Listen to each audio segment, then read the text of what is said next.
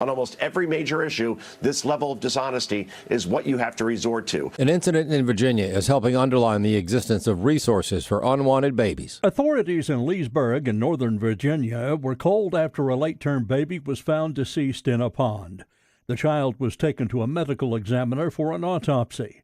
Olivia Turner of the Virginia Society for Human Life tells AFN it's still under investigation, but it draws attention to safe haven laws. Safe haven law allows a mother in a desperate situation to relinquish her baby without any fear of legal action at a hospital or a fire station, where there is a sort of what we call a baby box that allows the baby to be safely relinquished, and an alarm goes off notifying the staff that the baby is there. In Virginia, that can be done within 30 days after birth.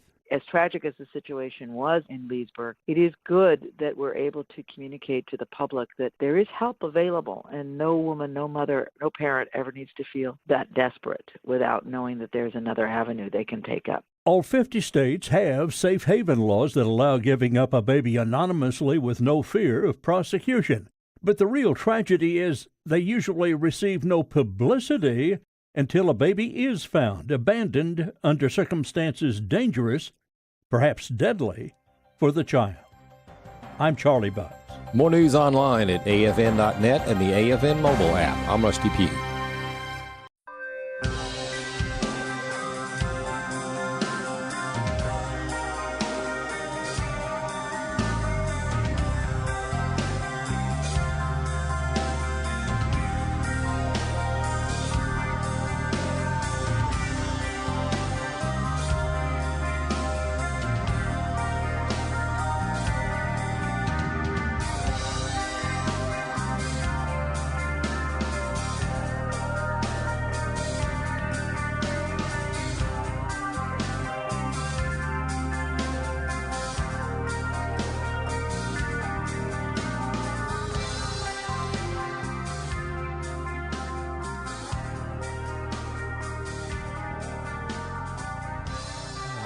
Yeah.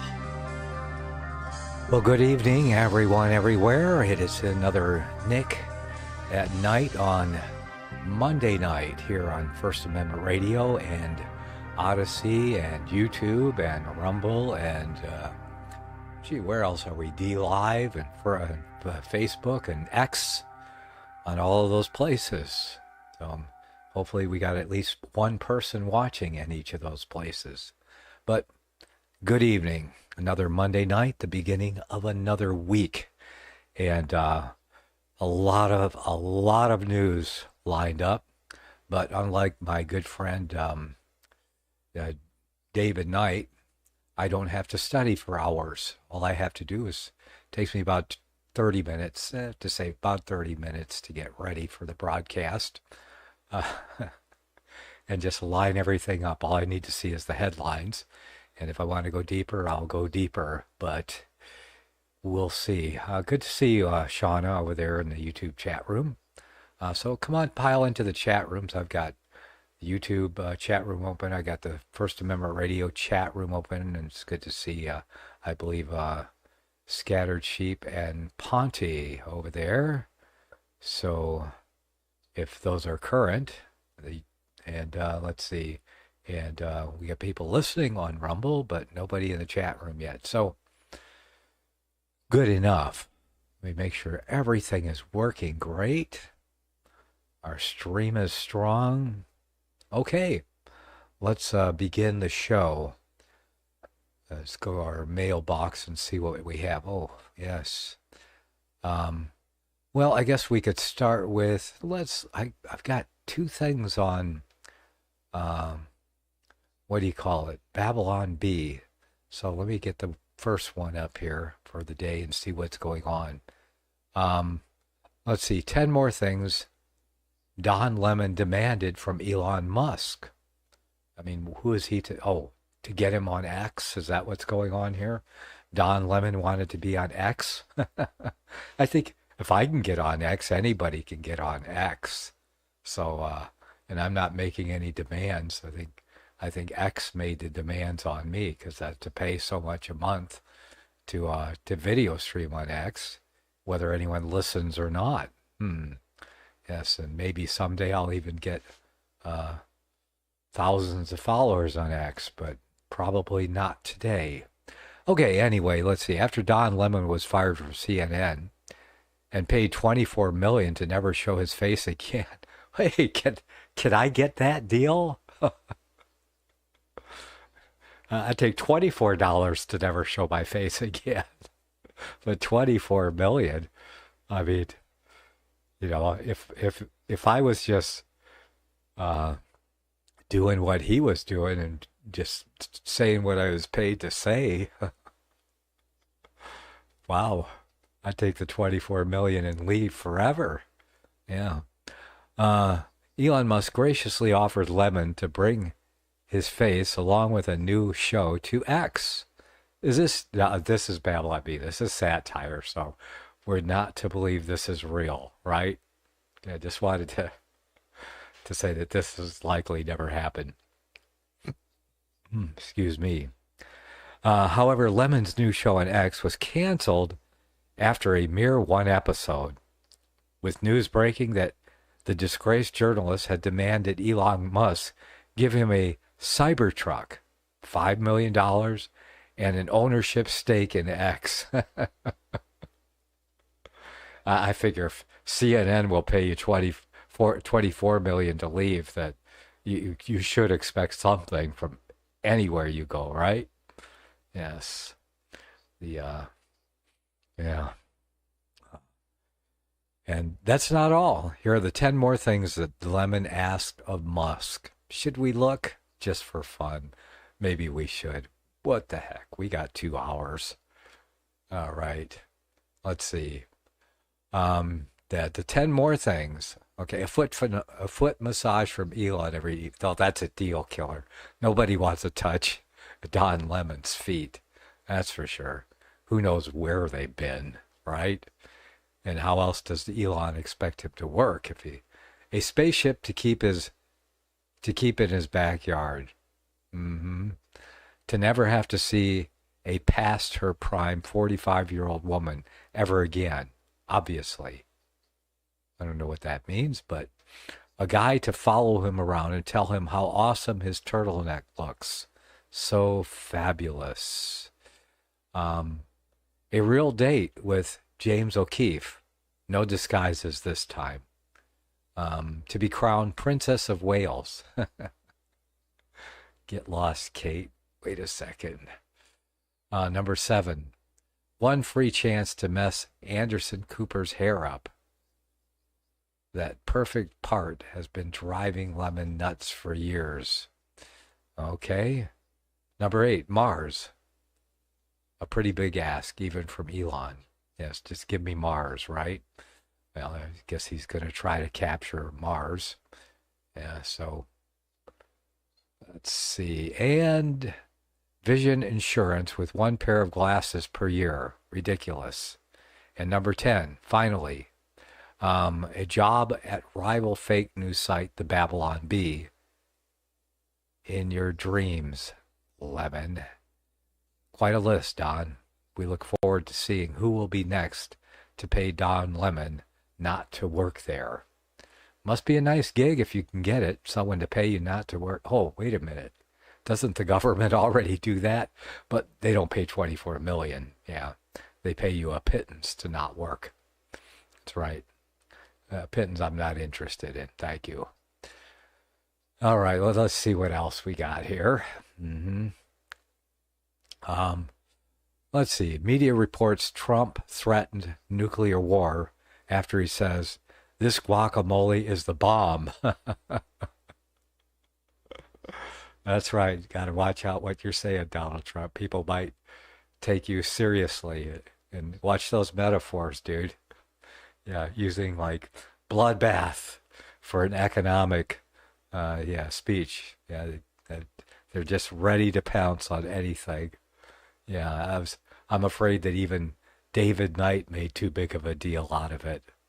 Yes, we can't use metaphors anymore. He knew what he was doing. He did it on purpose.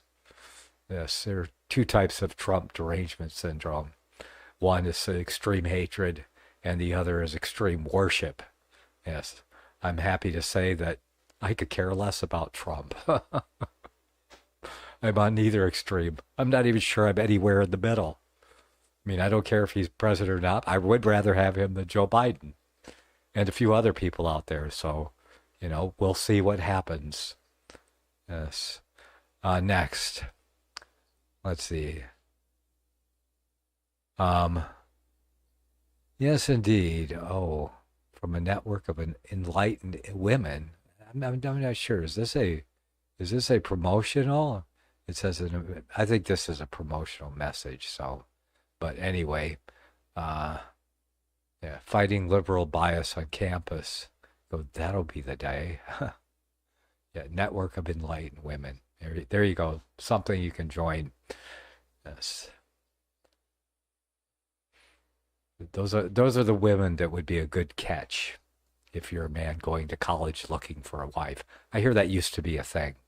I don't know if it still is. Maybe you run from college. Okay, next. I think okay, well, let's do it again if I already did it. Google Gemini wishes everyone a happy St. Patrick's Day. That's right. And they found a picture of, a black St. Patrick. What a surprise to the Irish. Yes. I wonder if he has an Irish accent. Never mind. I'm not going to go there. All right. Comments, questions. Here's a text number. You can text live during the broadcast right there. You see it on the screen.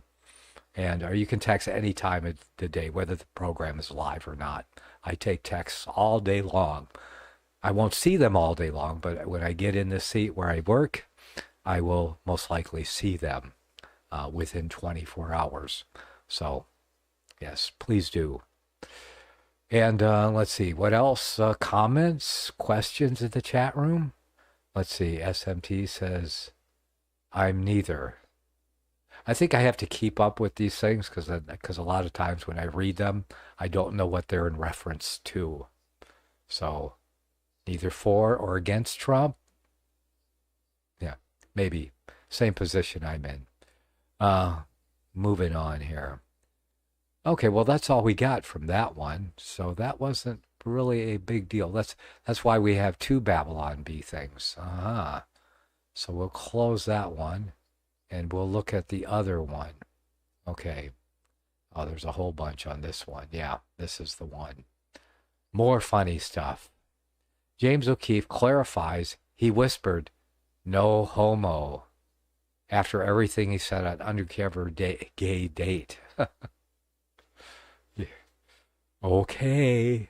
He went on an undercover gay date. Boy, what a job description. A controversy swirls in the aftermath of his latest hidden camera sting operation. Investigative journalist James O'Keefe clarified that he whispered, "No homo," after everything he said while under his undercover date. It says read more. I don't really think I want to read more, but yeah, this has to be satire. Please say it is. Say it is. It's Babylon Bee. All right. Let's see what else we got here. Heartwarming. These 9 immigrants tell us why they came over the border. Very nice. Let's go. Might as well find out why they're here. So I'm going to bite. I'm going to click on it, see what happens. Okay. Let's see. Every news outlet is filled with horrifying accounts of the crisis at the southern border, but no one talks enough about the truly inspiring stories. With so much bad news being reported, it can be helpful to hear the positive side to get some perspective. Babylon Bee spoke with a group of immigrants crossing the border from Mexico and had them share their uplifting stories about why they wanted to come to the United States. It says view the list. Oh, I guess I have to click on something else to view the list. Yes. Okay, I'll view the list. Okay, here we are. Let's see. Zhang Wang. Oh, you got to go to next. I hate these kinds where you got to go to the next page. 27. I come to America from home in Mexico for better life, not to conquer foolish, weak America, for glorious President Xi, or anything like that. Okay. Chimichanga. I have no idea. So anyway, that's what this guy says.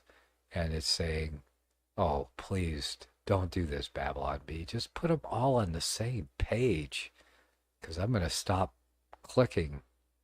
And yes. Okay.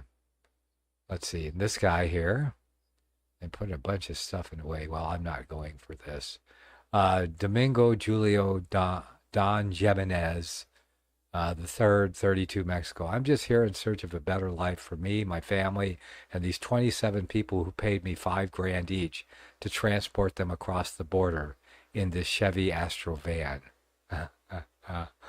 Okay. I'm quitting at number 2 because I don't want to do a different page for every one. Babylon Bee. Bad design. I know you're just getting more clicks that way for all of your advertisers, and you're going way, way, way too commercial for us. So I'm going to skip that. Whenever that happens, I'm skipping it. Yes, because I've always hated those things. You know what I'm talking about. Anybody like that stuff? Not at all. Good to see you, Mick, over there in the YouTube chat room. Okay, moving on. Red meat is superfood. I agree. But moving on here. 9 lesser-known facts about St. Patrick. Let's see. I will complain if they do the same thing again. 9 lesser-known facts about St. Patrick. Number 1, he's not black. He never was black, and he never will be black. Because you cannot change the past, no matter how hard you try. Okay. Here we go. Regular list. Most people know the story about how St. Patrick drove all the snakes out of Ireland after treating them to a night of heavy drinking. But here at the Bee, our historical scholars dug deep to uncover some fascinating lesser-known facts about his life. 1, he was best friends with Saint SpongeBob. They were roommates living in a pineapple under the Irish Sea for several years after college. Now, that's just silliness, okay?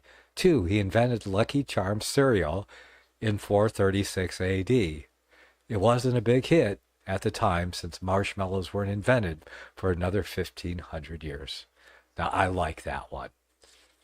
That's actually funny. Lucky Harms, tragically malicious. There we go. 3, the devout Christian saint celebrated his birthday by getting absolutely plastered at local pubs every year. This is a tradition people continue to this day in order to honor his legacy. Yes, I can see that. I can see that all right. Yes, indeed. 4, once he came up with a completely heretical explanation of the Trinity after finding a 5-leaf clover. Fortunately, the clover was stolen by a leprechaun before he could write it all down, and he eventually forgot all about it. Yes, indeed. That's why we don't know anything about it, right? Number 5, his favorite meal was pickled herring with a side of egg salad. Nobody's sure how this turned into corned beef and cabbage, but it's probably for the best. Number 6, he had rare genetic mutation that allowed him to breathe underwater. After a solitary life spent adrift at sea, he eventually befriended a small girl, defeated the evil smoker gang, and led a ragtag group of survivors to dryland. This was loosely the inspiration for Waterworld. Number 7, he stopped going by his nickname, St. Patty, after confusion arose about his gender. To be fair, his long curly hair and penchant for wearing pink probably didn't help. I thought he wore green. I thought it was green, not pink. Now, where did they get that at? Okay, number 8, he drove all the... Oh, I did that one already. Oh, wait a minute. I think they're doing that again. He drove all the snakes out of Ireland, but was terrified of those buzzy beetle things that randomly start flying around your head. It's a rational fear, to be honest.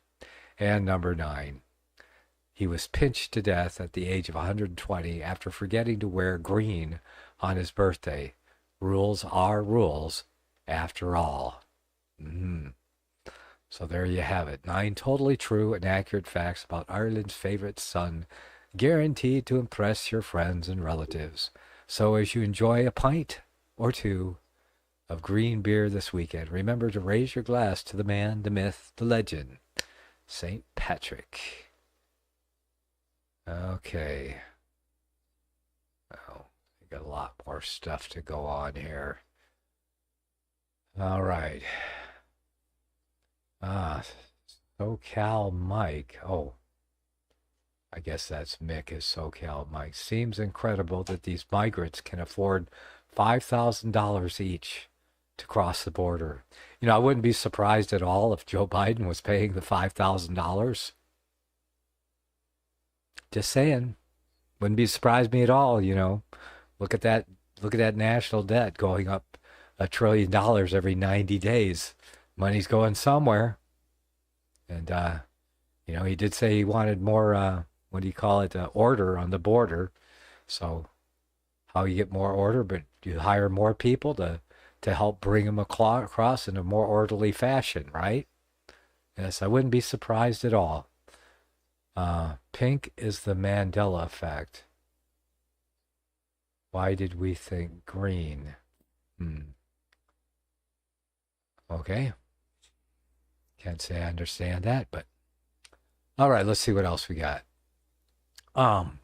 Well done, my good and faithful servant. Satan welcomes man who knocked on public bathroom doors throughout his time on earth. What?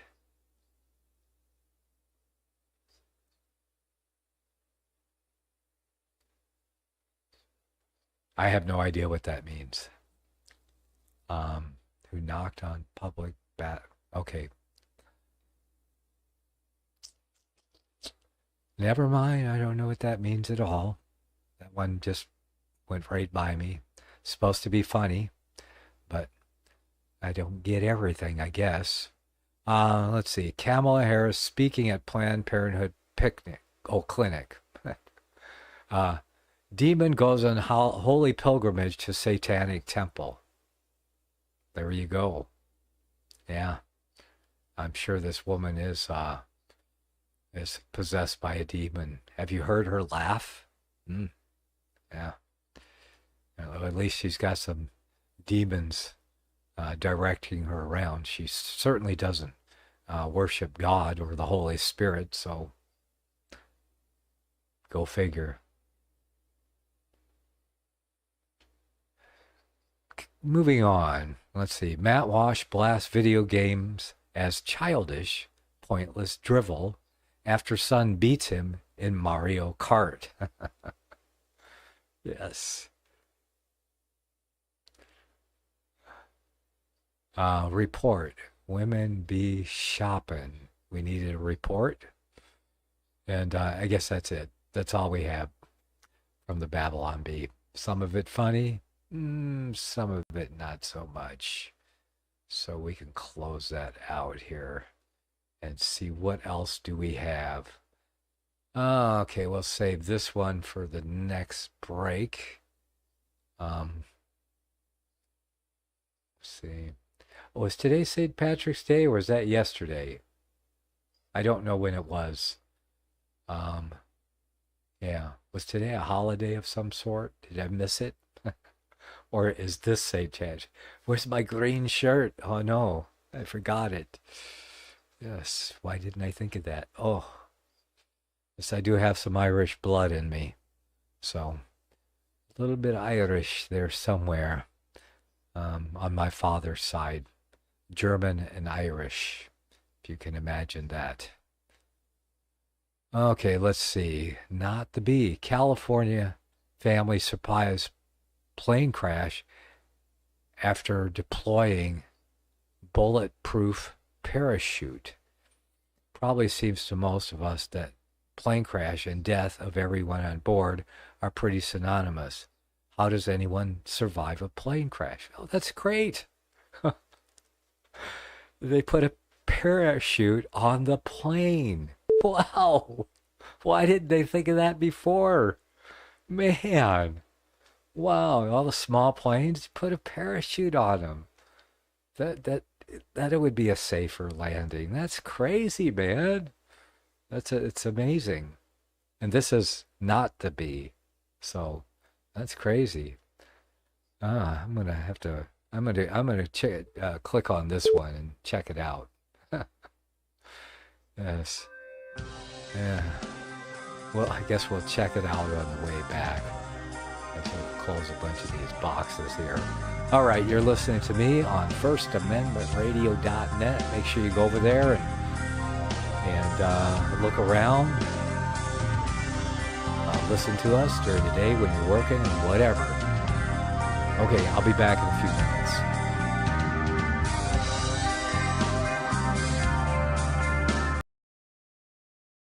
Secrets of the Rapture.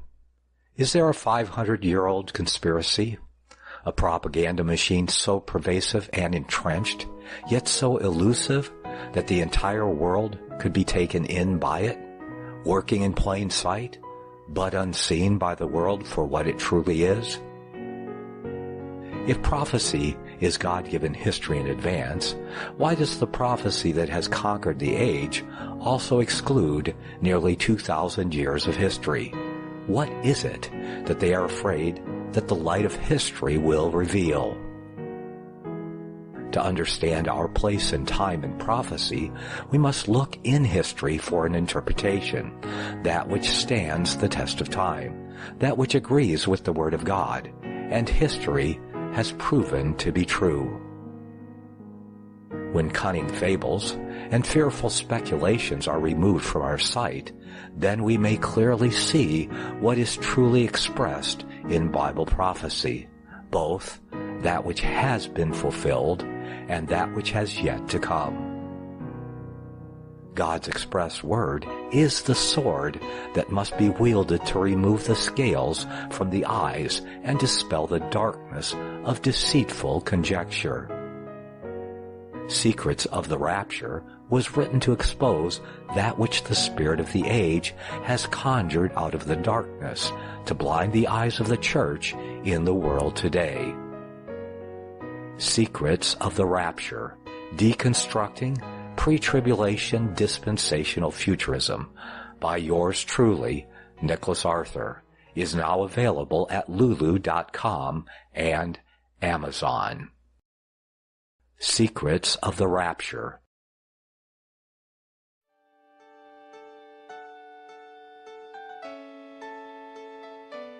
The program you are listening to is 100% sponsored by you, the listener, on this First Amendment Rights Media channel. You will notice that there are few commercials on this radio network. There's a good reason for that. Corporate advertising dollars come with strings that limit program content. So without your help, these programs cannot continue on internet or our several affiliates. If you benefit by the educational law programs, we ask you to give. If you are admonished or nurtured by the Bible and ministry programs, we ask you to give. If some voice a cause that you are passionate about, we ask you to give. If you believe in any of these, we ask you to support them as you would a missionary on a continual basis, as if giving a tithe for missionary radio. These programs are not commercially viable and must be supported by those faithful to the cause of truth. Look for the button to sponsor your favorite programs at our listen and schedule pages on the internet. We're asking you to give much less than a tithe so that you may also send support directly to a particular program host, cause, and anywhere else the Spirit may lead you. Do all to the glory of our God and Creator, for His holy nation, the only kingdom that will last forever. Thank you for listening.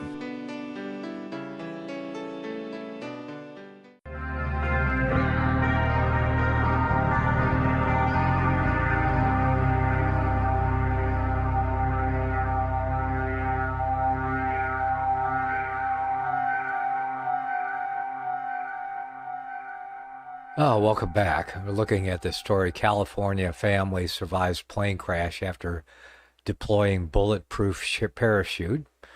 John over in the chat room says they've had these for 15 years. So, but I'd never seen them before. And probably most people have never heard of this before either. Probably seems that most of the plane crash, to most of us, that plane crash and death of everyone on board are pretty synonymous. That's the way it seems. How does anyone survive a plane crash? Well, this fortunate family did, simply because they had the right equipment. Mother, father, daughter, let's see, March 8th, realized the training flight did not have the clearance to make it over a steep tree-lined hill. The 20-year-old plane featured the Cirrus airframe parachute system, a giant parachute made of bulletproof Kevlar, capable of drifting an entire single-engine aircraft safely down to Earth. Local Shelter Cove Fire captured images of the crash and its aftermath. So I guess there's a picture of it there, or a picture of it. And here you can see it crashed among the trees, or landed. I would say it's not really a crash, but I guess it's a crash if you're not landing it the way you want it to. And it looks like it's upside down here. Or it's hard to tell what position it's in here amongst all the trees. See, the fire department, the coordinated response from fellow emergency, quick action, including fire extinguishing a small fire this extremely steep and difficult terrain. Even the parachute, the parties involved were extremely fortunate to only receive minor injuries. Sounds impressive. During an in-flight emergency, the pilot or co-pilot can deploy a solid fuel rocket out of a concealed compartment where the parachute is stored. With just the pull of a lever, the rocket rapidly yanks the parachute rearward from the back of the plane, unfurling the system's 65-foot diameter canopy in seconds. Yes. Okay, so that's what happens. The chute can reportedly cut the plane's forward velocity to 0 in just 8 seconds. Great. And here's a picture of it. Devices known as reefing line cutters, meanwhile, to reorient the plane so it doesn't descend nose down, further avoid injuries. Footage of the California crash does not appear, but a small recent incident in Seattle shows the impressive qualities of these bulletproof chutes. So yeah, there's another one. Parachuting its way down. Crazy, man. So, yeah, if I was in a plane, I'd want one of those or a couple of them, depending on the size of the plane. So like on an airliner or something, like a 747, you'd probably need 3 or 4 of those, right? Or at least to slow the crash, you would think. That would be a very good idea. I could see in the future that it might be required equipment on planes to have parachutes for the whole plane, because they certainly aren't going to give one to every passenger, are they? Okay, anyway, that was interesting anyway. Let's see. Oh, good to see Scattered Sheep over there in the chat room. And nobody else in any of the other chat rooms. Okay, back to the mailbox here. I did have this article. I found this interesting, a little insight into what's going on in Russia from our, let's see.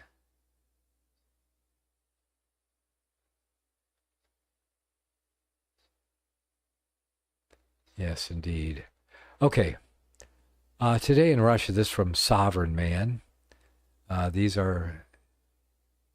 article was by a colleague who traveled to Russia. And so today in Russia, there's unmistakable tension in the air. You definitely don't want to speak out against the war or current regime. It's almost a guaranteed way to lose your job or end up in prison. Kind of like being in the wrong place on January 6th, right? You definitely don't want to speak. Okay, that's why everyone is so careful about what they say and whom they say it. Unless you know someone really, really well, you have to avoid any potentially controversial topics.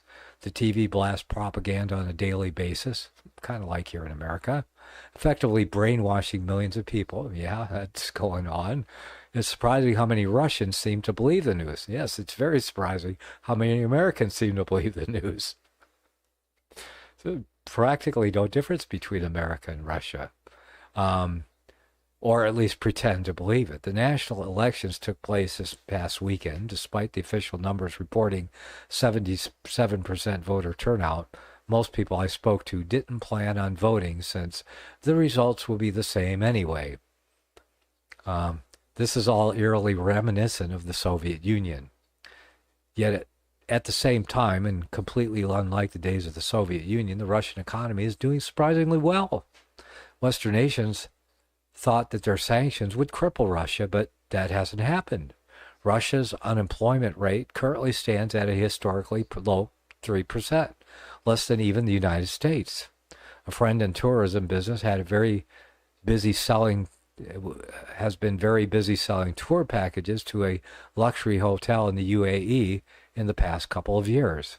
And the business person who imports and resells industrial equipment told me business is very good for him now because sanctions have forced his foreign competitors to exit the Russian market. Well, that makes sense. So sanctions can be a good thing. Not so good for the EU, huh? But yeah, good for Russia. In this way, sanctions have actually benefited many sectors of the economy since Russia is no longer able to import products from Europe and the U.S. So many Russian businesses have created new products to replace these imports. To give you an example, European cheeses and meats are very popular in Russia. But now, rather than be imported from France or Italy, they're produced by local Russian companies making replacement products. It's probably French style. Yeah, it's like French fries. They're not really from France. We could call them French anyway, right? But large auto brands like Toyota and Volkswagen have been replaced either by significantly cheaper Chinese brands, which offer decent quality at much lower price, or by Russia's own automotive brand Lada. For workers, salaries have also gone up, in large part because of labor shortages. Roughly 1 million Russians have reportedly left the country since the start of the war, and most of these people are in their prime working years. Yes, a lot of people left the country so they wouldn't get drafted into the war. That's what I heard anyway. The government is also paying quite handsomely to recruit people into the military. Contract soldiers earn the equivalent of $2,200 per month, which is a hefty salary in Russia, especially for someone of limited education. The government seems to be trying to balance economic needs with the war effort, and as a result, almost anyone with a stable job and who pays taxes has been able to easily avoid the military draft. You might also be surprised to learn, in fact, that draft evasion is just an administrative offense in Russia, as opposed to a criminal offense. It's usually naturalized foreigners, i.e. people who originally come from former Soviet republics like Tajikistan, Kyrgyzstan, and Azerbaijan, who don't know the rules about military draft. Consequently, these foreigners are on the front lines in substantial numbers. Criminals also make up a significant percentage of contract soldiers, and due to the lack of proper training and equipment, many of them will not come back. A lot of people here think this is a deliberate social cleansing. It's also one of the reasons why Moscow is now one of the safest cities in the world. The city was incredibly safe even before the war, but it's on a whole different level now. While vehicle theft and break-ins are somewhat of an epidemic in places like San Francisco, such crimes are simply unheard of now in Moscow. If you go to any random cafe in the city, you'll find most people don't even bother watching their bags or laptops. Delivery guys will leave their expensive electric bikes while they go upstairs to people's apartments to drop off food. I should also point out how incredibly cheap Russia is. Moscow is one of the largest, most advanced, and cosmopolitan cities in the world. And not just talking about Tokyo, New York, London, and Sydney. Moscow is even cheaper than San Paulo, Mumbai, Johannesburg, Bangkok, and so on. And that especially true if you're spending dollars or euros. A 2 hour, 80-kilometer tax ride from one of Moscow's several airports, again, it's a huge city, just cost me $26. Lunch at a mid-level restaurant with wine was about $15 per person. Sure, you might pay similar taxes in a tier 2 or tier 3 town somewhere in Latin America, but again, in terms of standard of living, Moscow is on the same level as London. So at this point, I believe that the government offices, I was shocked to learn, he says, that government offices are now open 12 hours a day, 6 days a week. Imagine that. Yeah. And employees are actually strive to be efficient and helpful. When you renew your passport or driver's license, for example, you're invited to leave a review about the service you received. Government workers' salaries actually depend on these reviews, so they have a financial incentive to provide good service. It's similar with the public works projects. They strive to be fast and efficient, and there have been a great number of those lately. Infrastructure in Moscow and elsewhere seems to be improving by the day. New metro lines and roads are everywhere. Airports are modernizing, even despite the war. Given the backlash that Russia's citizens face around the world, the government has encouraged domestic tourism with several mega projects under development in resort towns on the Black Sea. Overall, Russia, and Moscow in particular, is a veritable tale of two cities. On the one hand, there's palpable tension in this country, and the constant risk that if you slip up and say the wrong thing to the wrong person, then you could easily wind up in prison. Suffice to say, the Russian state has little tolerance for dissent. Yet on the other hand, Moscow is one of the nicest, safest, most advanced, yet simultaneously cheapest of the Tier 1 global cities. The Russian economy has proven robust. Income taxes remain low. The top rate is just 15%. The government is shockingly efficient. Western leaders continue to believe that their devastating sanctions will cripple the Russian economy, and that the Kremlin will soon be on its knees begging for peace. They are sorely mistaken. After this trip, it's clear to me that Russia has the capability to continue this war for a long, long time. To your freedom, James Hickman. Sovereign man. Yes, that's what he used to call himself. I still like it. Let's see, that was... Okay. It's hard to tell which tab I'm on here. How they do that.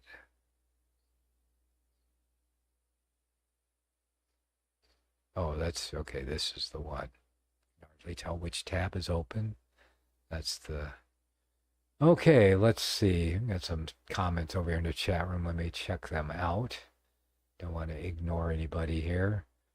I just did a quick check. Those Cirrus planes are going for about $900,000 to over $1 million each use. Oh, the plane itself with the parachute? Yeah.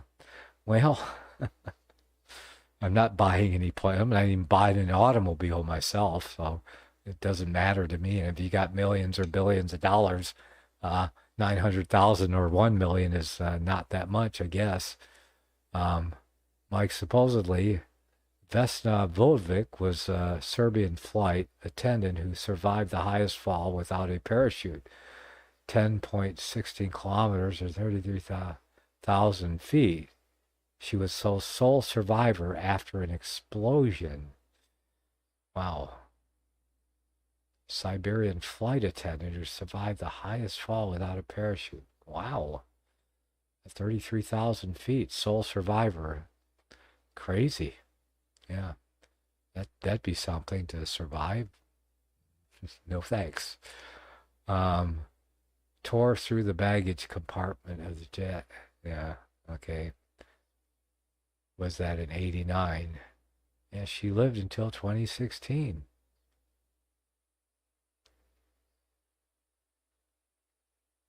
Yeah, well, that's never heard of that before, but I guess anything can happen, and it will. All right, you guys. Comments, questions, links, guests. I'm surprised my my ghost caller hasn't called in. Maybe he's decided not to call in anymore. Yeah. Okay. Oh, no. Good to see you there. Shelly R is in the First Amendment Radio chat room. She says hello. I say hello back to you. Glad to see that you've shown up. Okay. Well, I guess we have redacted news, and it says Happy Monday. So let's move on with that. Let me get a snip here to wet my throat. It's good coffee.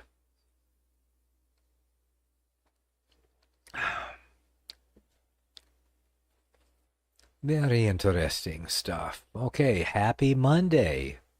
Pet rocks are apparently big in South Korea, and you can buy them accessories like an American Girl doll. Pet rocks, yes. Yeah, I remember pet rocks and that kind of nonsense, but yes, buy them accessories. There you go. Buy your pet rock an accessory. Moving on. Speaking of pet rocks, one of my dogs got beat up by a coyote. Quite a few lacerations, but the little guy survived. I'm just amazed. To survive a coyote and get away. It's quite a harrowing experience for the little guy. He's not been his chipper and cheerful self today since it was late last night. Just had a feeling, I thought I heard some things going on outside. I ran outside and started calling for the dogs, and I guess that chased the coyotes away because they do not like humans. Yeah. And I have a lemon grove right across the street, which used to be a field. The coyotes never came close before. And the dogs have been testing the coyotes when they come close. And I think, I don't think he's going to do that again. Like I said, he's lucky to be alive at all. But looks like he's just had a lot of lacerations, a lot of blood, but it all stopped bleeding. And he doesn't have a fever or anything like that. So it doesn't look like he did any internal damage or there's any infection. Sprayed him with Blue Coat. Since we have animals, we have animal first aid supplies. I'll tell you what, even animal first aid supplies will work on people too. So I sprayed all his wounds with Blue Coat, and he's just taking it easy. He's eating, but just he'll be okay though. Let's see. Pet rocks. Moving on, in case you missed it, Iceland has declared a state of emergency after another volcanic eruption. Yes, I heard that they were having more volcanic eruptions. Let's see, in case you missed it, the Washington Post admits that the war in Ukraine has left some villages without any men. That's right. Yes. They are not winning. Villages without men. So, Niger has revoked an agreement with the U.S. to allow military bases in the West African country. It's all right. We don't need more bases around the world. We need less, as far as I'm concerned. Okay. Also, in case you missed it, the Supreme Court will begin hearing arguments today in arguably the biggest free speech case of our time as to whether the government can ask social media to censor speech they don't like. Yeah, well, we know how that should go. So, and given the Supreme Court we have, yeah, well, we'll see. We'll see. That's today, they said. So I guess we'll find out soon. And the Biden administration asked the Supreme Court to overturn regulations on abortion pill mifepristone, the tongue-twisting names for that they give their pharmacia today. Mifepristone. The court will hear the case next week to overturn regulations on abortion pills. I don't think if it violates the Constitution, they can, I guess, overturn a regulation that violates the Constitution, but I don't see how. I mean, there's no constitutional right to abortion, so I think the court is going to say no. That's not our purview. That's not our responsibility. You want registration overturned and regulations, you turn to the legislature, don't you? I'm just saying, I think I read the Constitution. That's kind of how it's supposed to go, isn't it? Okay, the Defense Department has repeatedly missed deadlines to report on suicide numbers in the military. Members of Congress are demanding that they comply and submit these overdue reports. Well, it's not good when your soldiers are committing suicide, huh? And there's a lot of things they don't want to tell these days.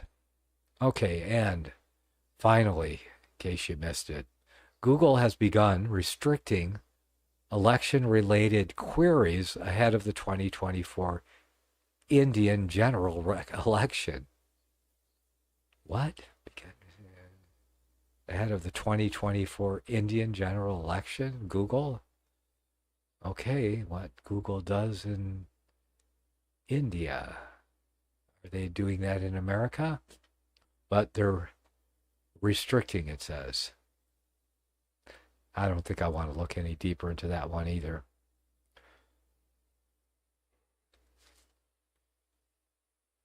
Okay, Monday morning, let's see where we stand. Gold is up. It seems that it was higher than this price before, though. So it's up from where it was last time they reported, but still about the same. Over $2,100, not 22 yet, but according to Bank of America, it's supposed to reach 3,000 this year. We still have a few months to go. And silver is, it says down, but it's at 25. So I think last week it was 24 something. I'm still waiting to go back up to its old high. I think it got up to nearly $50 way back when. So never got back there. And Bitcoin is up again, $67,000 for a bit of nothing but digital ones and zeros. Of course, conformed in the right manner. And the rest of the stuff we don't care about. Okay, Russia's landslide election. Kind of like Biden's landslide election. Yeah. So Vladimir Putin won re-election in a landslide victory over the weekend. As of this morning, Putin received 87% of the vote, with over 99% of the vote counted. And from what I hear, most people don't vote in Russia. So maybe they don't have to cheat. The Western press saying that the elections were a scam and that Putin shut down his major opposition because Boris Nadezhdin was not allowed to run and Alexei Navalny was killed. So those were the people running against. One was not allowed to run and the other one was killed. What a way to run a democracy. The court ruled that Nadezhdin was not allowed to run because of a high percentage of invalid signatures on his registration. Navalny died in prison, but yesterday, President Putin said that Russia was in negotiations to exchange Alexei Navalny with the West, which supports the theory that the West killed him. Yeah. Okay, yeah. Wall Street Journal says that Putin won an election that had only one possible outcome. In fact, there were three other candidates in the race running against Putin. Leonid Slutsky of the Liberal Democratic Party of Russia, Vladislav Devankov, and New People, and Nikolay Karatonov of the Communist Party of the Russian Federation. Communist Party is Putin's closest opponent, and their candidate received 4.32% of the vote. The election was not without incident. There were numerous reports of Ukrainian attempts to bribe and coerce people into sabotaging ballot boxes.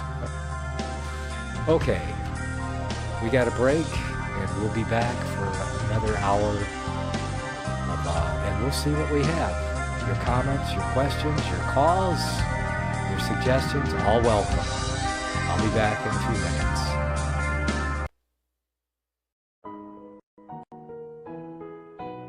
The program you are listening to is 100% sponsored by you, the listener, on this First Amendment Rights Media channel. You will notice that there are few commercials on this radio network. There's a good reason for that. Corporate advertising dollars come with strings that limit program content. So without your help, these programs cannot continue on satellite, internet, or our several affiliates. If you benefit by the educational law programs, we ask you to give. If you are admonished or nurtured by the Bible and ministry programs, we ask you to give. If some voice a cause that you are passionate about, we ask you to give. If you believe in any of these, we ask you to support them as you would a missionary on a continual basis, as if giving a tithe for missionary radio. These programs are not commercially viable and must be supported by those faithful to the cause of truth. Look for the button to sponsor your favorite programs at our listen and schedule pages on the internet. We will also give you unlimited archive access to all of our programs. We're asking you to give much less than a tithe so that you may also send support directly to a particular program host, cause, and anywhere else the Spirit may lead you. Do all to the glory of our God and Creator, for His holy nation, the only kingdom that will last forever. Thank you for listening. Hi, I'm Nicholas Arthur, and I'd like to introduce you to my latest book, Reformed Prophecy Interpretation, an apology for Reformed premillennial historicism in the 21st century.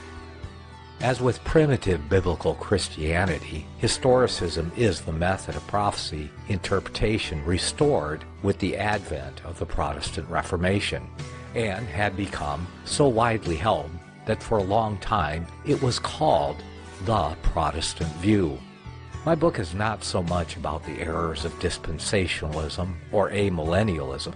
Rather, it is about the historicist alternative to understanding many of the same passages from the vantage point of prophecy fulfilled in history.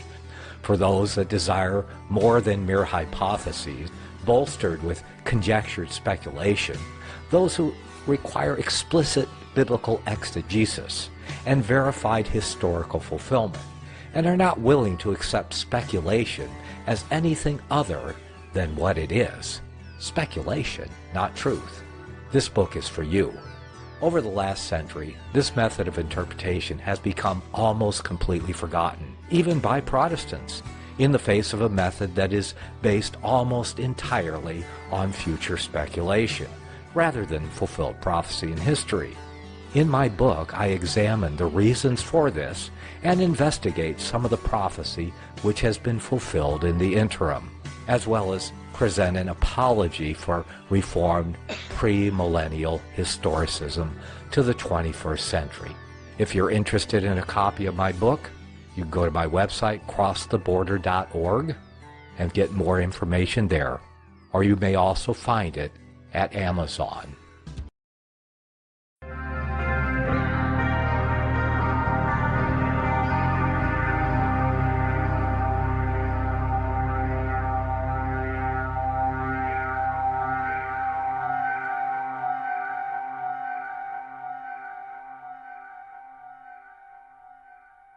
Welcome back.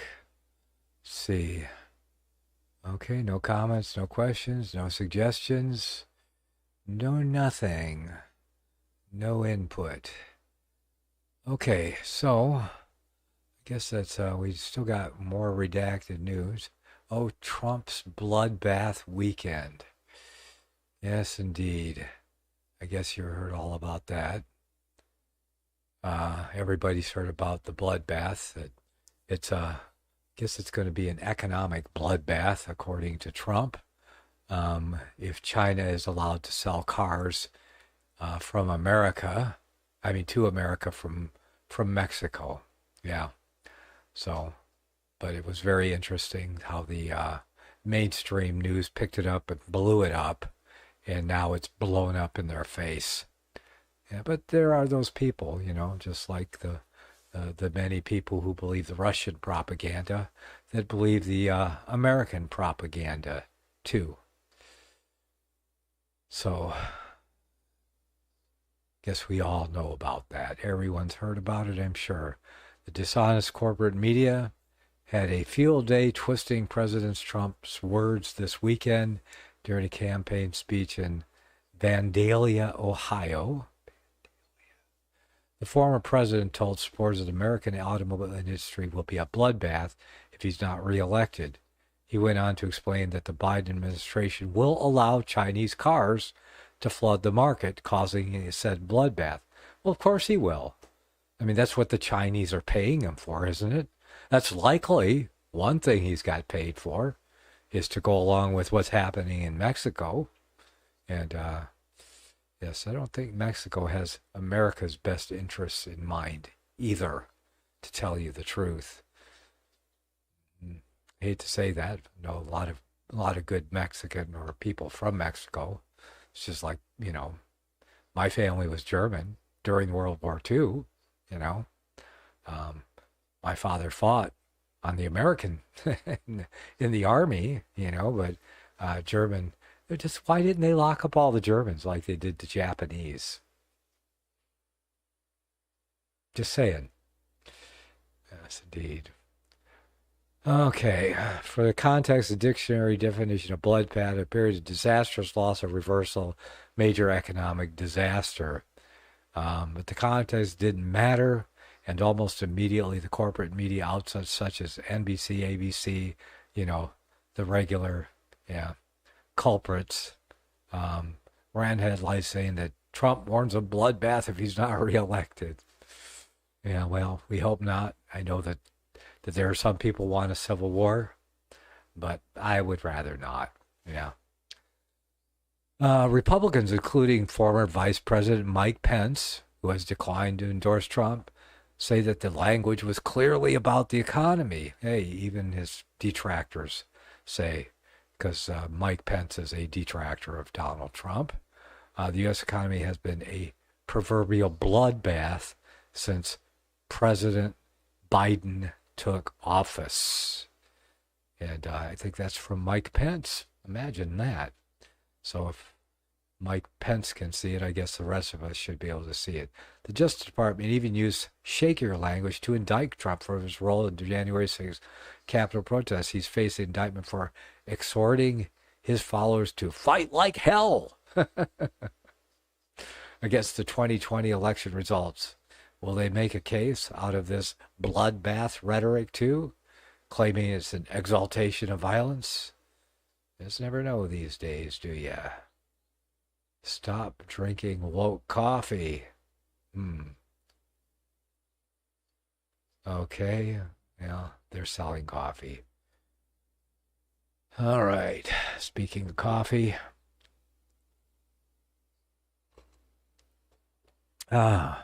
Any word from No Bucks after the heart surgery? Still pain?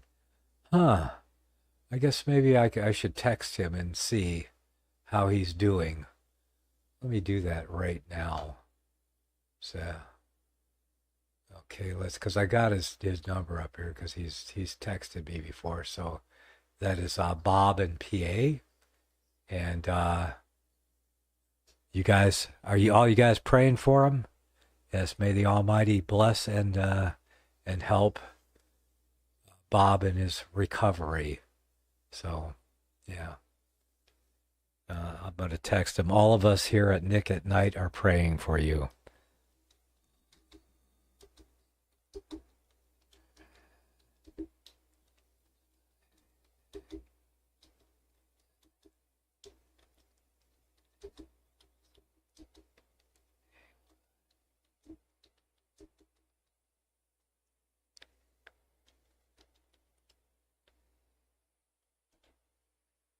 Okay, well, that's what I said. Anyone? Yeah. Let's see. Should I put some names down? Yeah, I hope he's recovering well and pray that he will. Right. Well, I'm going to even copy. If you want to say something, I'm going to copy it and paste it to him. So, with your name. Okay, so I got John's. Was wondering about him and praying for him too. Says Shauna. So we do that. Copy. Control V. Paste. SMT. Yeah, that is it. Shauna. We'll copy that one. And I'm going to send him all these on his text. I hope he appreciates it. But, and Mick, I'll copy your message too. And keep texting him. And I really hope he is all right. Okay, so anyway, he's all got your scattered sheep too, got to say at least yes, praying. Copy.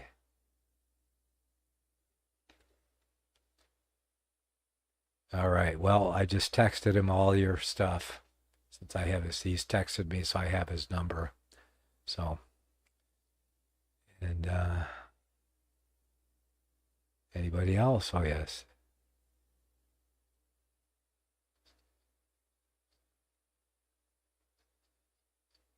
Oh, there we go. Okay. Well, let's see what else we got from Redacted here. We got a few more news items. U.S. blasts Netanyahu, but offers more aid. I'm dead set against adopting Israel as our 51st and most important state, right after Washington, D.C.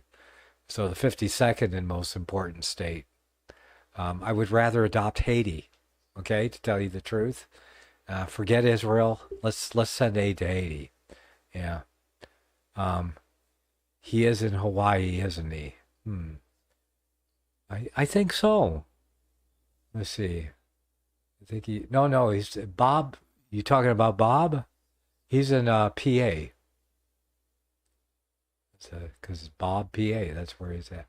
Is he in Hawaii? Did he go to Hawaii for surgery? I would doubt that. So unless you're talking about somebody else. Yes. John over there. Is he in Hawaii? Is who in Hawaii? I'm confused. Anyway, back to the story here. The U.S. is speaking out of both sides of its mouth about Israel. Americans, what do you expect? Joe Biden's in office. Everything is out of both sides of his mouth. As a matter of fact, he can't decide which side of his mouth to speak out of. Maybe that's his real problem when it comes to speaking. Yeah, that's crazy. The U.S. is, Americans are right to be confused and angry about it. On the one hand, Chuck Schumer, Democratic leader in the Senate and the most senior Jewish official in Washington, blasted Israel Prime Minister Benjamin Netanyahu, calling him an obstacle to peace who is weakening his country's political and moral fabric. And President Biden endorsed this as good speech. But at the same time, the U.S. is considering giving Israel even more aid in order to reduce civilian casualties. In a report from ABC News, an unnamed U.S. official said that it's possible additional aid, not less, would be offered as an incentive to reduce civilian casualties. We'll pay you not to kill more people. Yes, well, I think if we paid them nothing, they might be less likely to kill more people in our name. or in the name of the U.S., whatever. More weapons in order to kill less. How do you figure that works? Yes, indeed. And what's trending?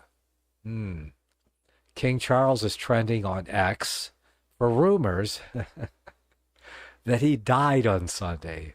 I mean, it's amazing. Elizabeth lived so long that Charles had to be an old man before he could become king. I just thought, man, how long is he going to last now? The guy's already old, So anyway, trending on X for rumors that he died on Sunday. Kate Middleton is trending because the Sun reported that she was spotted at a farm by many people, but none of them took any photos. Right. She has been mysteriously missing in action since Christmas Day, and every explanation from the palace and the media only makes it worse. So we're still in the Kate Middleton, where is she thing, huh? And now there's rumors that King Charles is dead. Yeah. Okay. Sunday's Selection Sunday. What's trending? Was trending because that happened for the NCAA basketball on Sunday. Because that happened? And I guess I have to click on whatever it is to find out what it is that happened. Okay, we'll check it out. What happened? Selection day, Sunday, date schedule, odds of a perfect. Okay, I don't get it. I have no idea. I'm not a basketball fan. I don't watch spectator sports, so I'm just going to let that one go. NAACP Image Awards 2024 are trending because that happened on Saturday. And it says the same thing, that happened. Okay, so I guess you have to click to find out what it was that happened. All In for Democracy, the NAACP has the largest, most comprehensive civic engagement program for black voters, as long as they vote. Well, if you don't vote for Biden, you ain't black. Is that what Joe Biden said? Talk about condescending, man. We've been organizing activity with thousands of supporters and volunteers with Super Tuesday behind us. We're all in to protect democracy. But we need your support. Join the fight. Donate today. Yeah, close that. 55th NAACP Image Awards. Tune in to watch the celebration. Something happened as a tribute to their creativity, talent. Okay. I still don't know what the reference is. That happened, what that means. And anyway, so I thought maybe they had a real story or something. Yeah. So need a little more information over there at Redacted so I'm not wondering what that means. That happened. Okay. 2024 World Women Curling Championship is trending because that tournament started this weekend and will wrap up next week. Another that. Whatever. Don't do this to me. Yes. Okay. Let's see what else is going on. News by the numbers. 50%. That's how many Israeli youth will evade military service by 2050, according to a new report. Hey, I would evade it too. Yeah.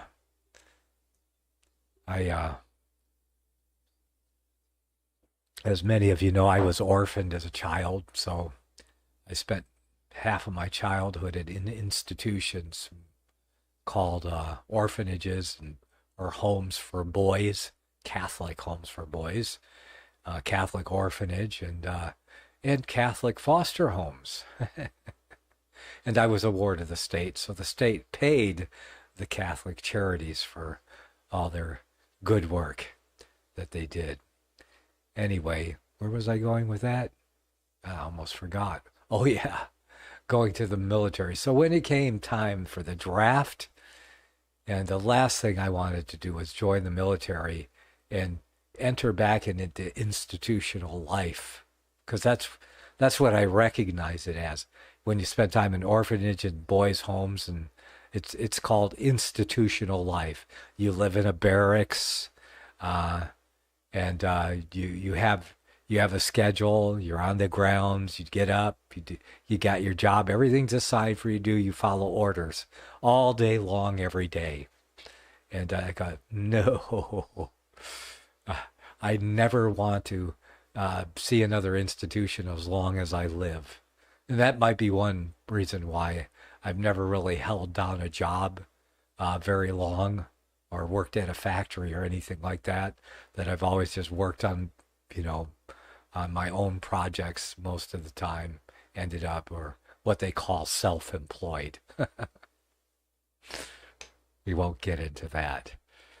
Okay, so that's how many, 50%, that's how many Israeli youth will evade military service by 2050, according to a new report. And news by the numbers, 56 billion pounds, or euros, one of those. It looks like euros. That's how much European NATO countries will be short on their contributions to the military alliance this year. Oh, don't worry, America will pay your share. That's one thing Trump hated and started pulling back on, America carrying all of NATO. Yeah, they got used to it too. The heck, who can borrow money if America can't, right?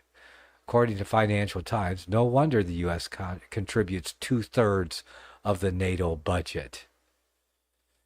Yeah, well, that's one reason we need Trump back.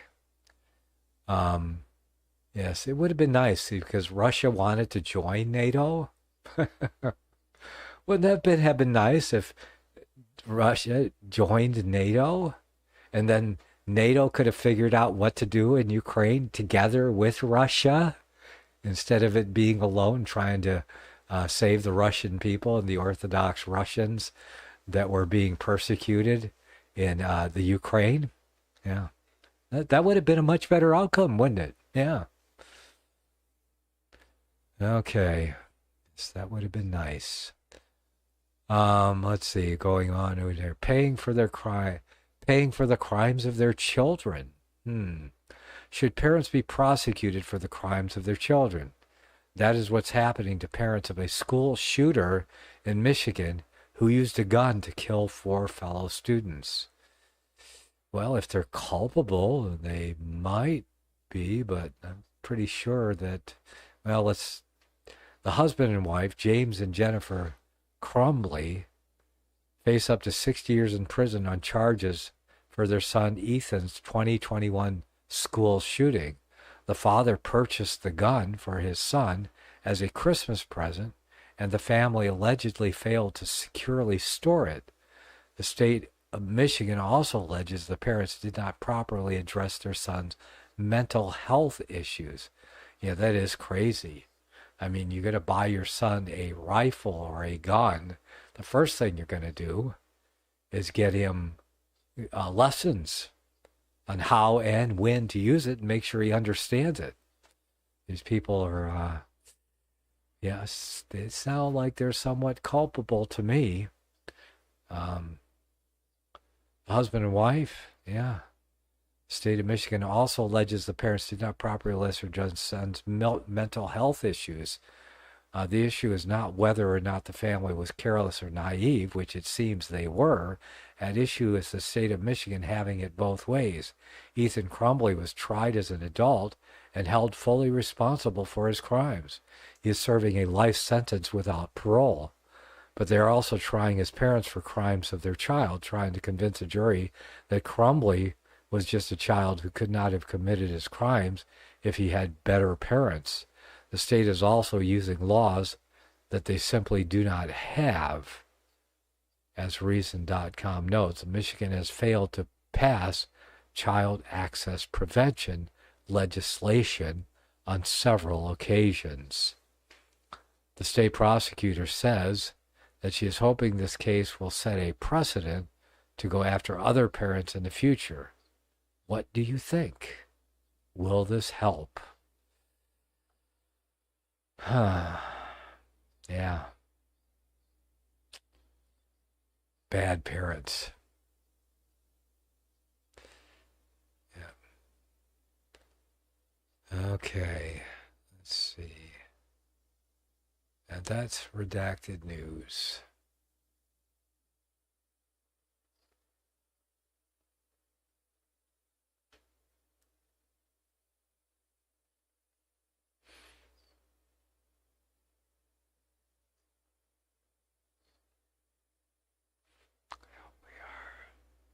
Okay, let's see what else we got here.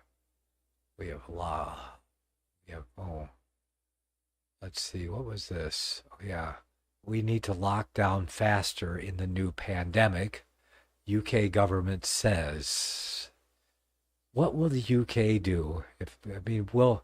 Would they be able to pull off another lockstep? Would the Antichrist and his shadow government be able to pull off another lockstep and lock down the world and do COVID all over again? What say you guys? Okay. Anyway, that's what the UK government says. We need to lock down faster, quicker, more rapidly in the new pandemic. Is it already in the plans? Did they have another event, 208 or whatever they called it, their event where they practiced the lockdowns first? Yeah. And said, heck, looks good to us. Let's run with it. And they ran with it. So, interesting. And, okay, yes, I did see this. How many of you guys know about this? Payman Montaheda. That's the guy's name. Anyway, I haven't paid taxes in 30 years, and no American should. Redacted with Clayton Morris and Payman Montaheda. That's the guy. He runs Freedom Law School. Anyway, so there's an interesting interview if you've never heard of Payman and Montaheda and Freedom Law School before. And he'll teach you how to not pay income tax, which he hasn't done in 30 years. I don't do that either. I don't do business with the IRS. I only do business with people I want to do business with. It's a free country, isn't it? And I'm not a socialist either, so I'm not, I have no agreement with them.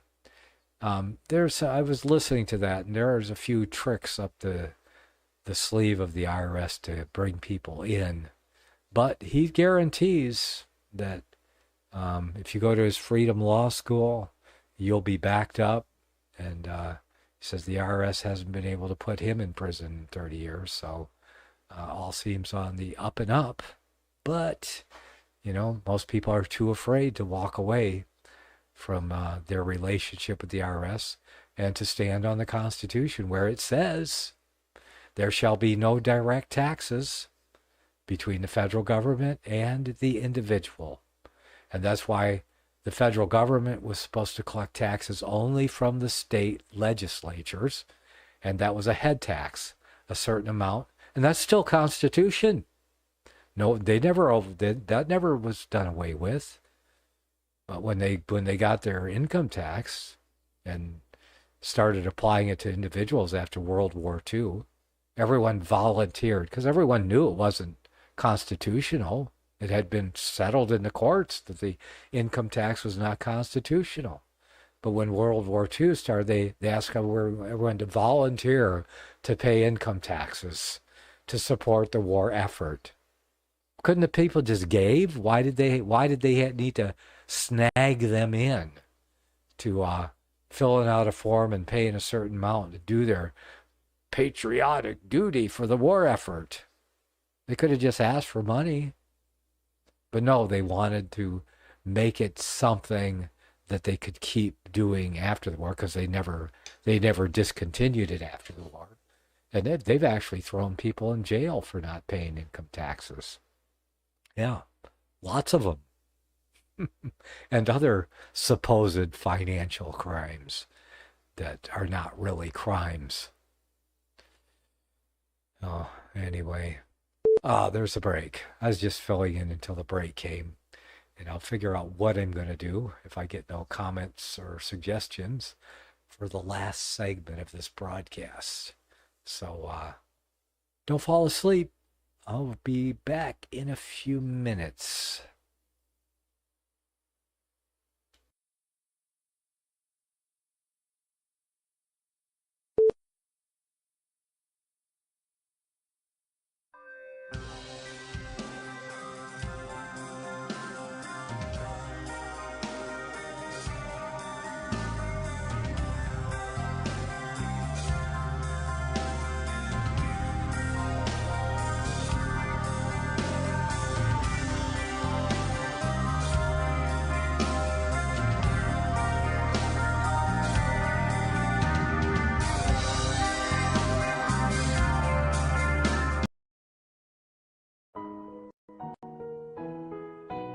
The program you are listening to is 100% sponsored by you, the listener, on this First Amendment Rights Media channel.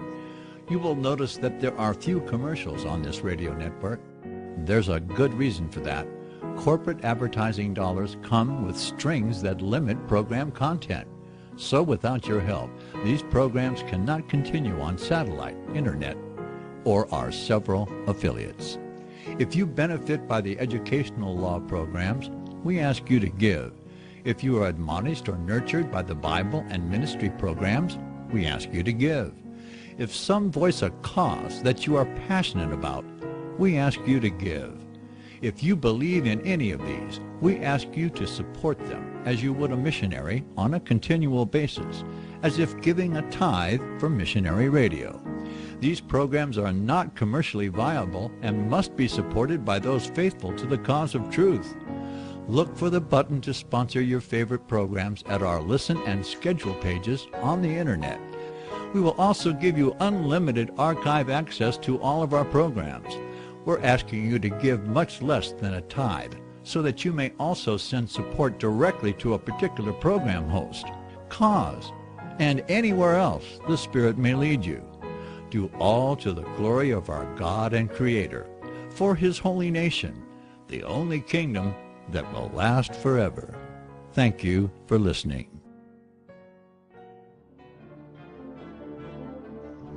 Visit crosstheborder.org, C-R-O-S-S, crosstheborder.org, to get your print, EPUB, or PDF version of Nicholas Arthur's new book titled When the Third Temple is Built. That's crosstheborder.org. When it comes to prophecy today, much of the evangelical Christian world has their eyes on Israel, waiting and watching to see when the third temple will begin to be built. The plans are drawn. The Jewish people are eager.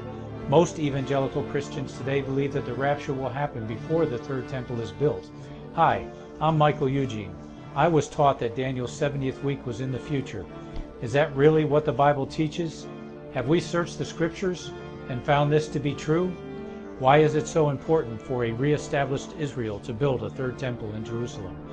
Is it necessary to build a temple on the same location already occupied by the Dome of the Rock?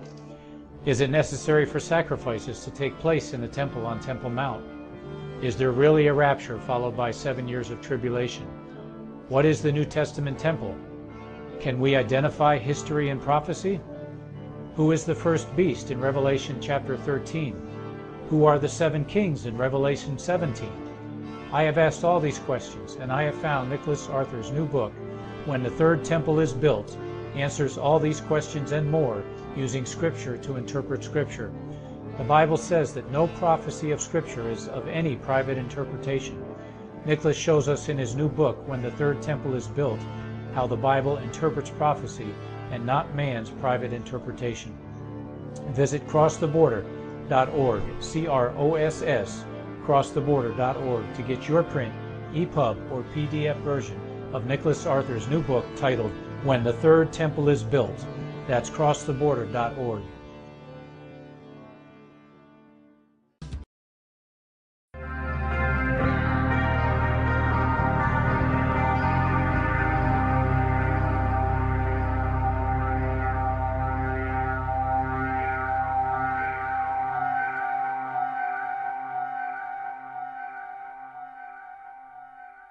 Back. Okay. Oh, no comments, no questions, no suggestions. I guess we shall just carry on.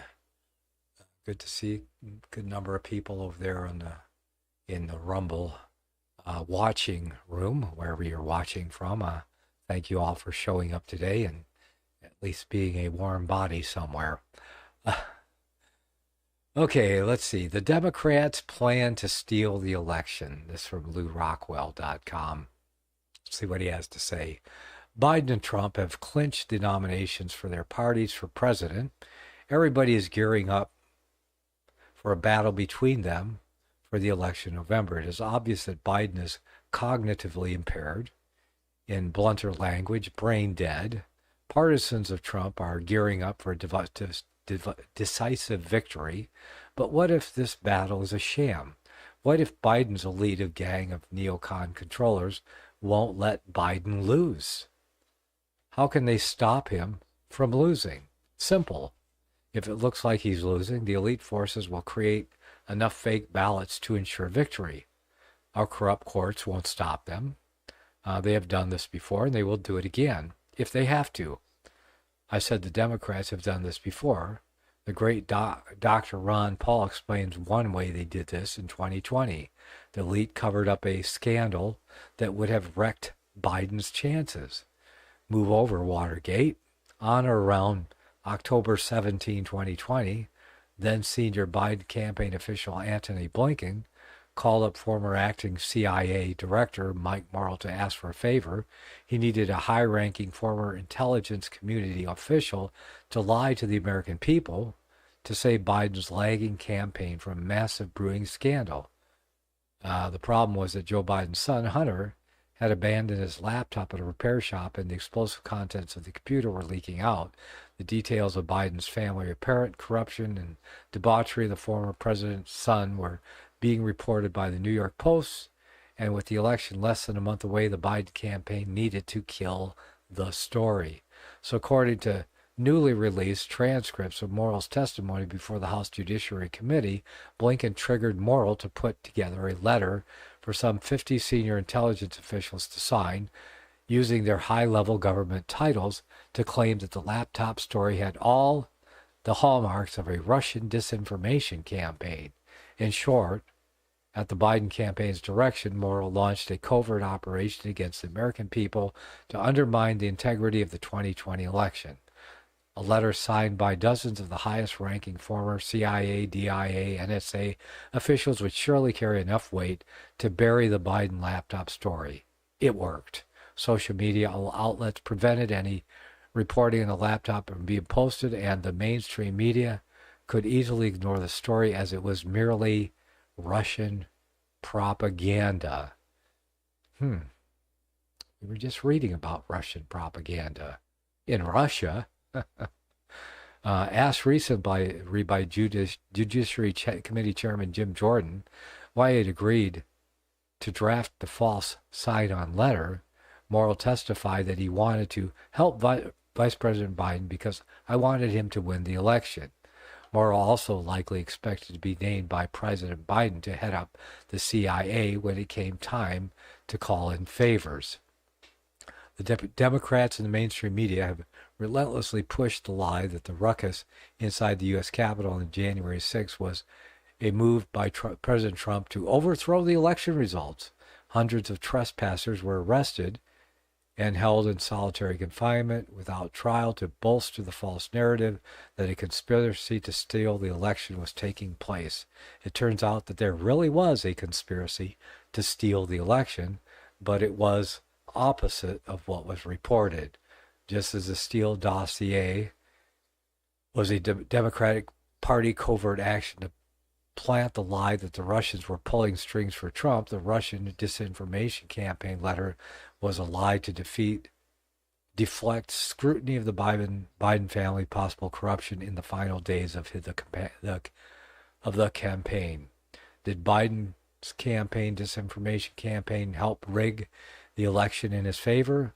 Polls suggested Biden would not have been elected had the American electorate been informed about what was on Hunter Biden's laptop. So yes, they cheated in the election. That's at least one way they cheated. The Democrats and the mainstream media are still at it. However, now they are trying to kill the story of how they killed the story of the Biden laptop. This is a scandal that would once upon a time have ended in resignation, impeachment, and or plenty of jail time if they successfully bury the story. I hate to say it, but there is more rule of law in what has become the American banana. He said, I hate to say it, but there is no more rule of law in what has become the American banana republic. But the main way the election can be rigged is by fraudulent voting. It's much easier to do this with digital scanning of votes than with old-fashioned ballot boxes.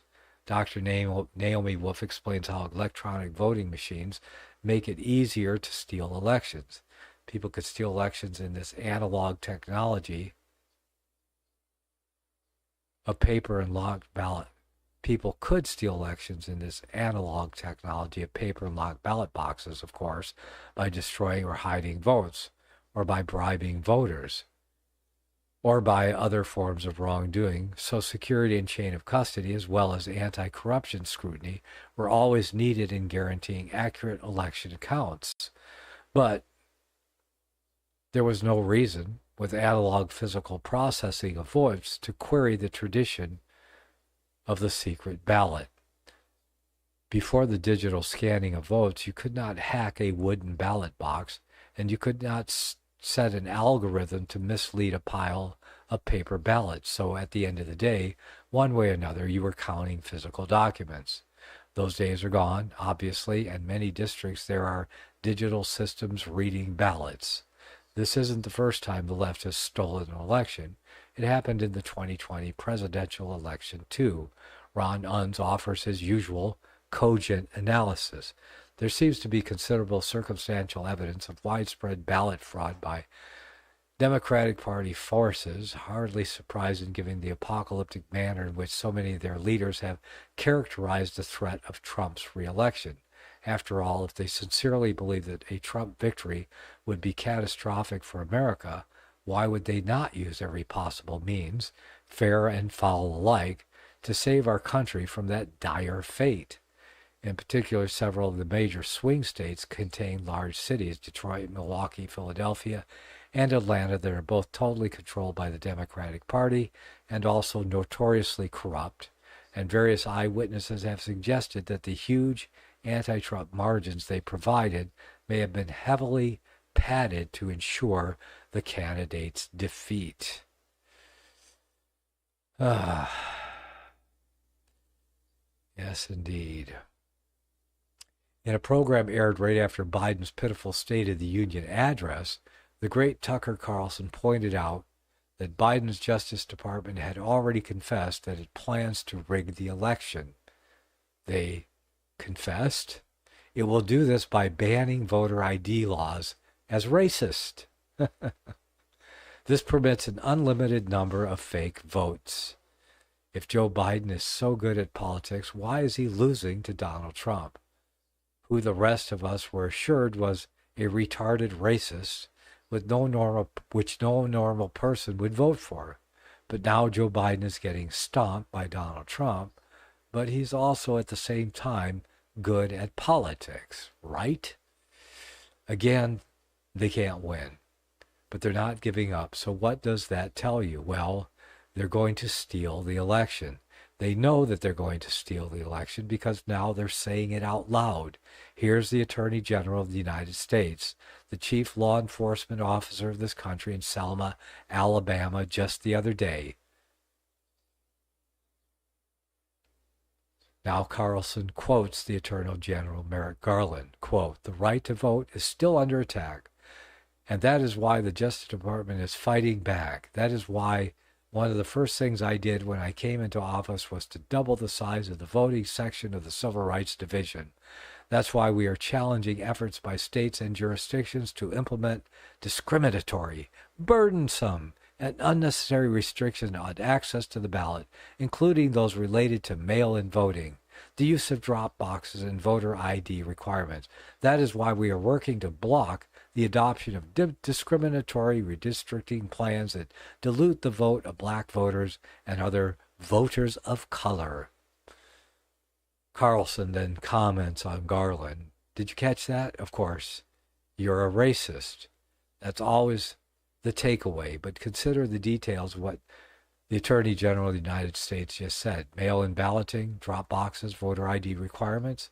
The Chief Law Enforcement Officer of the United States government is telling you that it is immoral, in fact racist, in fact illegal to ask people for their IDs when they vote to verify who they say they are, who they say they are. What is that? Well, no one ever talks about this, but the justification for it is that somehow people of color, black people, don't have state-issued IDs. Somehow they're living in a country where you can do virtually nothing without proving your identity with a government-issued ID without government-issued IDs. So they can't fly on planes, they can't have checking accounts, they can't have any interaction with the government, state, local, or federal. They can't stay in hotels, they can't have credit cards because someone without a state-issued ID can't do any of those things.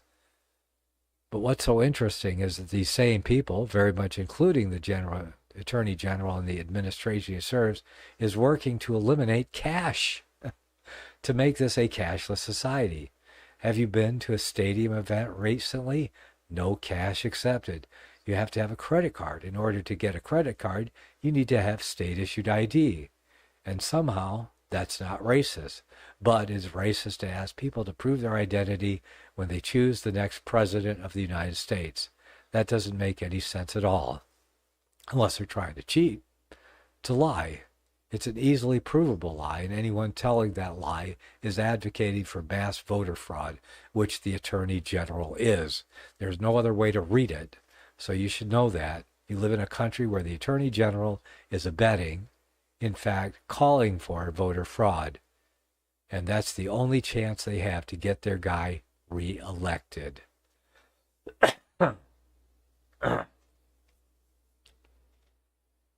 And that's about the gist of it. There's a lot more to the article, but I could go on, but what more needs to be said? They are going to try to steal the election.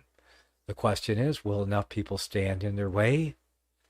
Will enough of the states ignore the Attorney General and do what's right? I'm hoping so.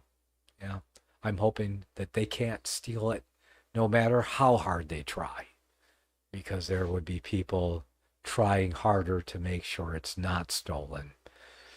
But we shall see. Yeah. I know that there's one person that is never surprised, and that is God Almighty. He knows who the next president is going to be. As a matter of fact, whoever it is will serve his purpose. And that's fact. Whether it's good or whether it's bad, it will serve his purpose. But we can be assured of one thing, that, that all things work together for good to them that love God, to those that are called according to his purpose. So no matter what happens, God's people have nothing to fear. As the scripture says, fear not them that can kill the body, but fear him who can cast both body and soul into hell. And believe me, in hell, people are going to have bodies. That's right. And it's going to be very painful. You're going to have a corrupted body in hell forever, because there is a second resurrection. And yes, if you're living now, if you're living before the first resurrection, you have to make that one. Otherwise, you're going to the second one, and the outcome will not be good.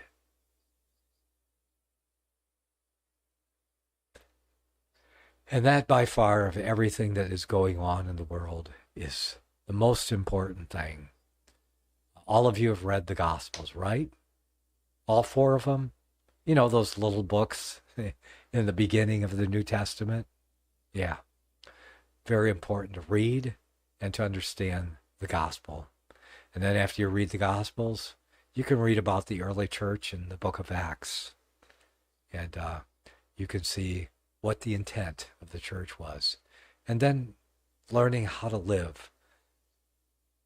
The book is jam-packed with very essential, edifying, uplifting, and instructive epistles to the several churches at several towns that were written by Paul and others. And we should read them all because, after all, God gave us his word. That's his letter to us. And we should read the whole thing in our lifetime sometime. And if you don't have time to read it, well, you can listen to First Amendment Radio during the day, and you'll get some good Bible teaching. There's plenty to avail you there. You can also buy Bible audiobooks, and you can listen to them you can load the whole Bible on your smartphone and listen to it in MP3 files. And you can listen to the whole Word of God. And I would suggest, if you haven't really read the whole Bible yet, start with the Gospels, and then the book of Acts, okay? Then read the book of Romans, and then you can go to the Old Testament. Go to Genesis, Exodus. There are many good reading plans for reading the Bible for Christians. I always suggest reading the Gospels first. That way you don't get mixed up into Hebrew roots and all that nonsense that people get into, where they feel like they have to keep the law of God, and they don't trust in the blood of Christ so much as their own works.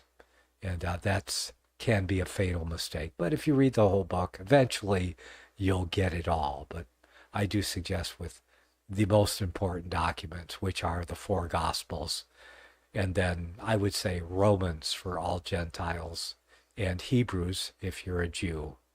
But read the whole New Testament, even the Revelation.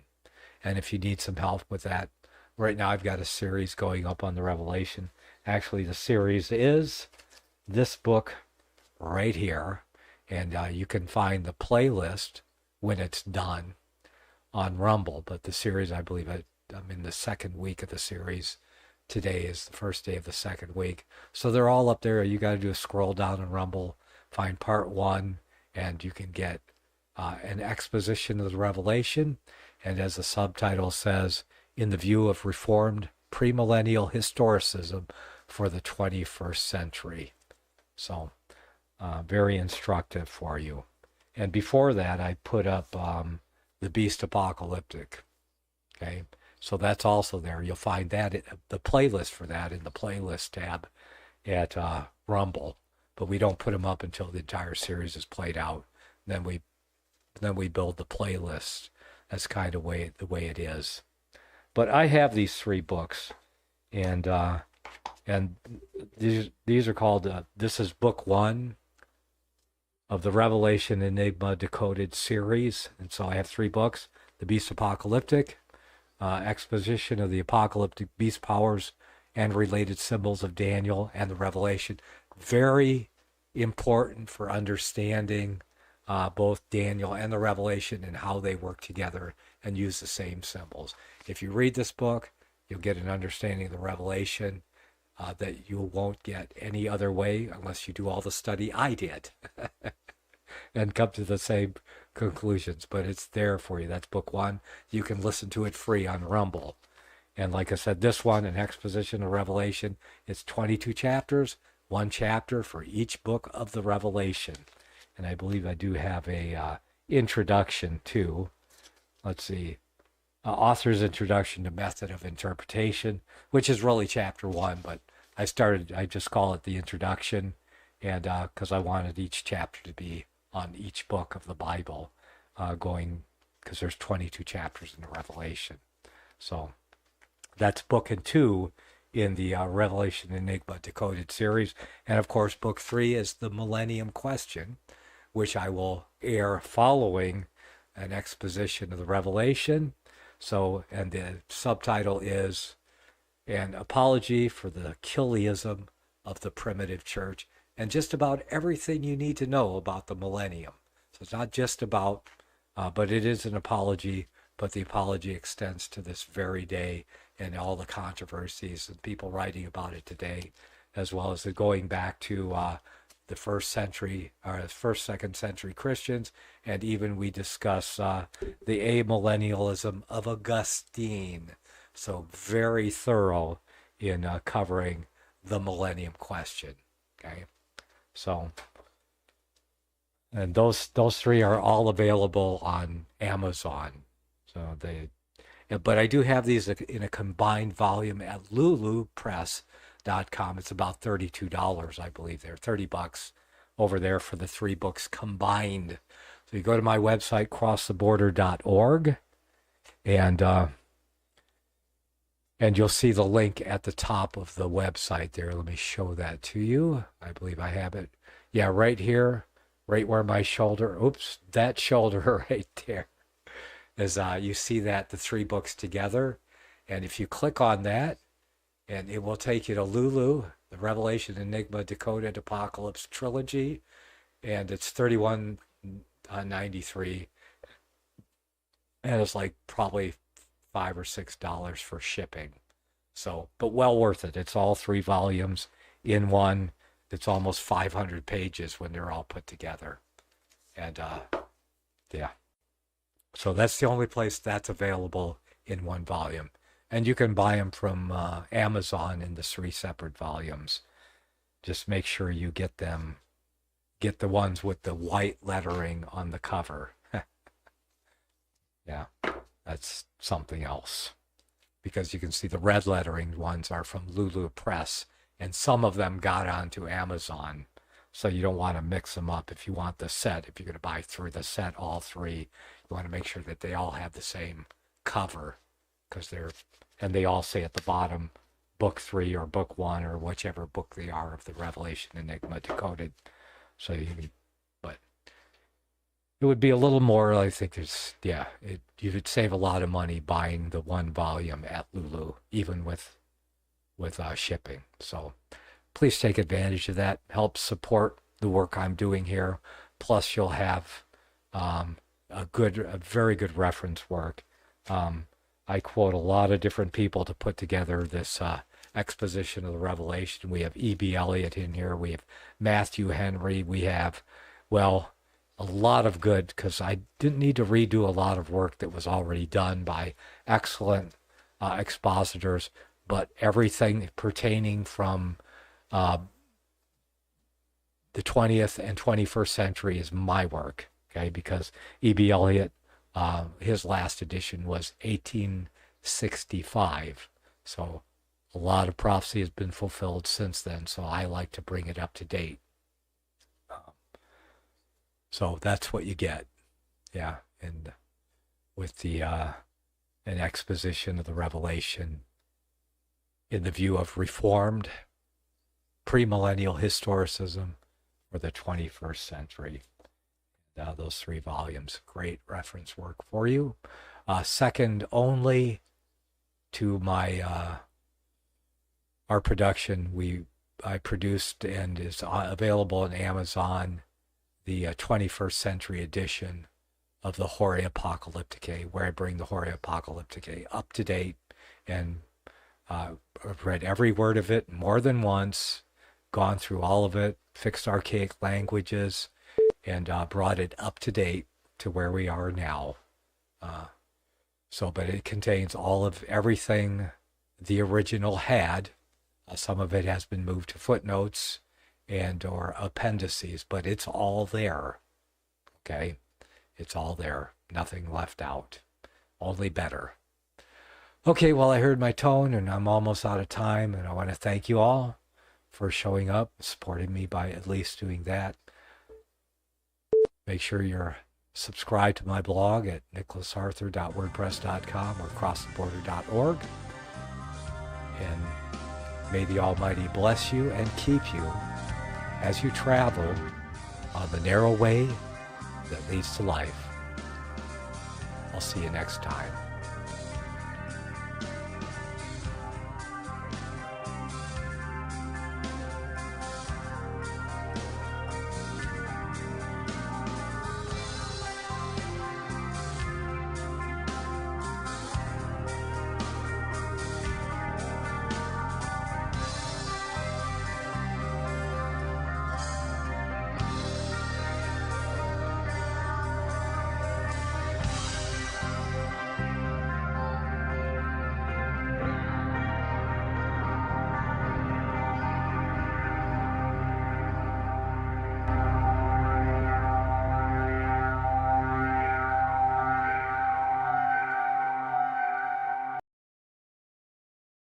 Secrets of the Rapture. Is there a 500-year-old conspiracy? A propaganda machine so pervasive and entrenched, yet so elusive that the entire world could be taken in by it, working in plain sight, but unseen by the world for what it truly is? If prophecy is God-given history in advance, why does the prophecy that has conquered the age also exclude nearly 2,000 years of history? What is it that they are afraid that the light of history will reveal? To understand our place in time and prophecy, we must look in history for an interpretation, that which stands the test of time, that which agrees with the Word of God, and history has proven to be true. When cunning fables and fearful speculations are removed from our sight, then we may clearly see what is truly expressed in Bible prophecy, both that which has been fulfilled and that which has yet to come. God's express word is the sword that must be wielded to remove the scales from the eyes and dispel the darkness of deceitful conjecture. Secrets of the Rapture was written to expose that which the spirit of the age has conjured out of the darkness to blind the eyes of the church in the world today. Secrets of the Rapture, deconstructing pre-tribulation. American Family News, I'm Rusty Pugh. The Supreme Court hears oral arguments in a case to decide if the government crossed a line by pressuring social media companies to remove user content they disagreed with. Lydia Hu has more. It was brought by attorneys generals for Missouri and Louisiana.